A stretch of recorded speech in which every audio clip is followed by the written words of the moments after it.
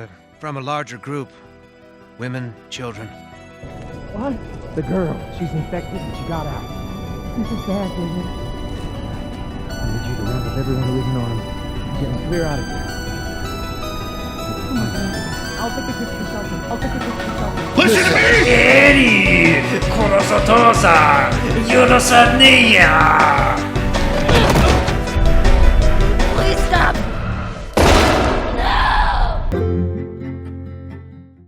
I've mentioned this topic before and said that I'ma delve deeper into it in the future. Well, it's time! If you're new, welcome to the channel. Feel free to join the deck gang by subbing with all notifications, but let's just jump into it. David's town had women and children. Joel and Ellie destroyed a pretty, I don't know if they destroyed the whole town, but a pretty big chunk of the town was destroyed, and they probably killed some fathers, boyfriends, or husband of these women and children. I've said that I think and would prefer that part 2 story is gonna be connected to part 1. I think that the WLF and Seraphites are not gonna be directly involved on why Ellie goes on revenge, that they're just collateral damage since Ellie needs to cross their territory in order to get her revenge sought through. David's town was in Colorado, which is a neighboring state to Wyoming and Utah. In part 1, Joel and Ellie went from Wyoming, made their way through Colorado to Utah, and then back the way around to Jackson, which is in Wyoming. This was done within a year.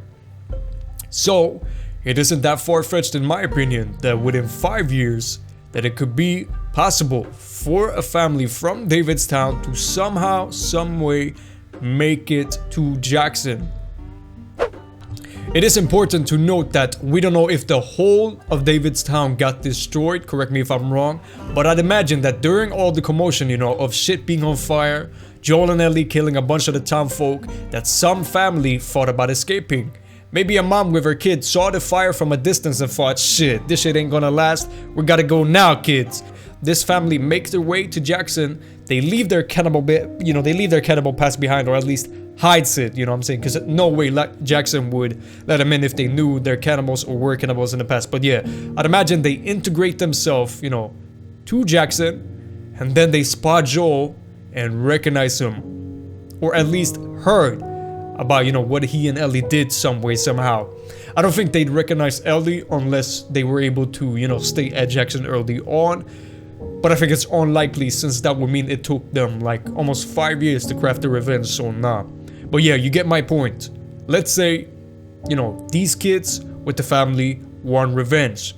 And they take out that revenge on the leader of Jackson as soon as they see the opportunity. Maybe they blame Jackson due to giving Joel and Ellie a safe place to stay. I think that's possible, and I think they might take out that rage on Maria. I've discussed that plenty of times now on why. If you want to find out why, top right corner and the description, but I've said it before and I'm gonna say it again. Be advised, this is a detail that will make you paranoid and could lead into the direction of Maria biting the dust. I hope Naughty Dog didn't slip up that way. But anyways, it crossed my mind that what if they take out their rage on Joel directly? But that wouldn't make any sense since the please stop scene seems to happen early or mid-game, so to say, and Joel is going with Ellie on her revenge path at some point in the story, if not the beginning. Maybe they targeted Joel and couldn't kill him and settled for the next best thing, which is Ellie's aunt. Like I've said, if Ellie grew so close to Joel within a year, imagine her Aunt Maria for 5 years. It's very suspicious that Naughty Dog haven't showed or mentioned Maria. I've said that plenty of times. But yeah, maybe this person could be connected to David's town. This guy looks very similar to this person right here. So that would mean that if they're the same, he got away from the cabin after the police stop scene, and then Ellie later finds him and they reunite and he's like, how'd you find us, so to say. So maybe he's connected to the WLF. Correct me if I'm wrong, but we don't know how long the WLF has had their no trespasser sniped on sight rule.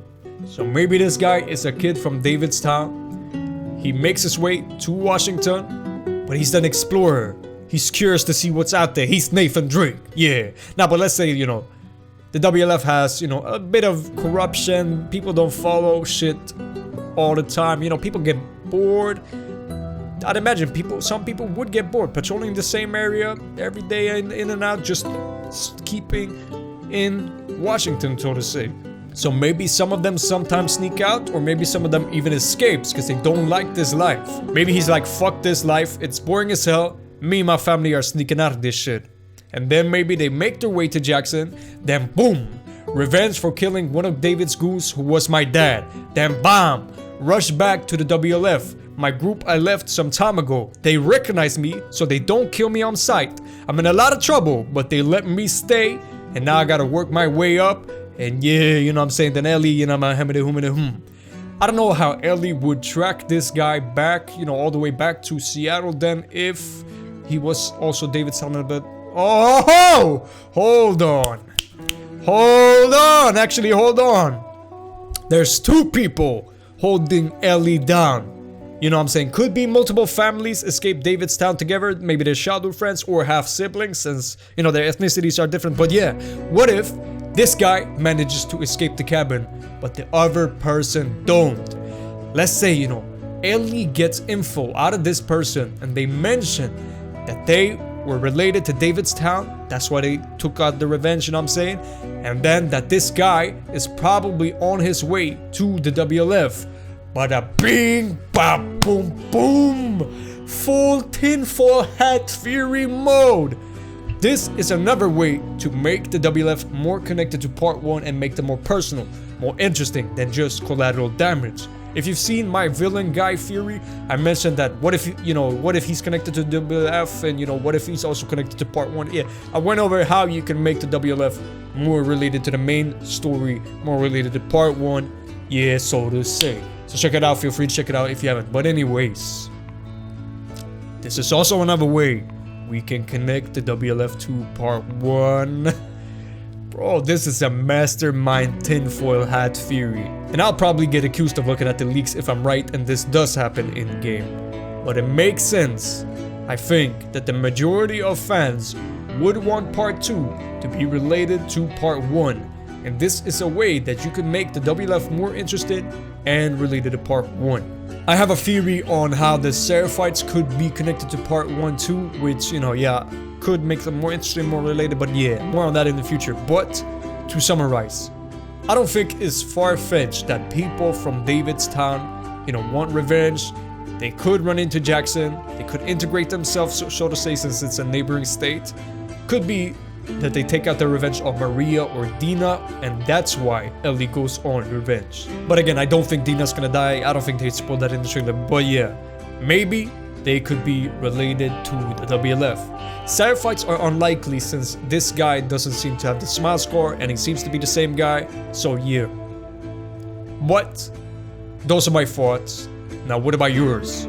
Be careful reading other people's comments. Like, share, sub with the bell if you're new. Endure and survive. And I'll see you when I see you.